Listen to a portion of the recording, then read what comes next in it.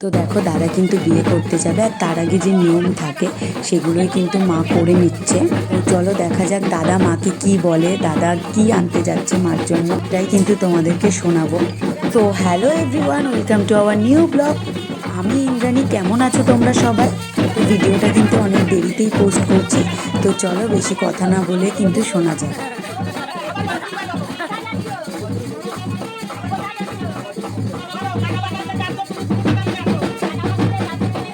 তো তোমরা সবাই শুনে নিয়েছো আমার দাদা কি বলেছে মাকে।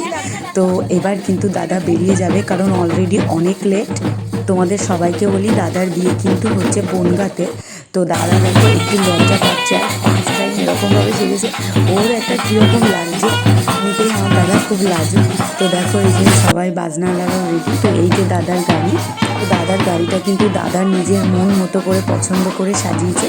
তো কেমন হয়েছে তোমরা কিন্তু অবশ্যই কমেন্টে জানিও। এতদিন কিন্তু বিয়ের ভিডিও পোস্ট করিনি, এখন সব ভিডিও আসবে। চলো টাটা।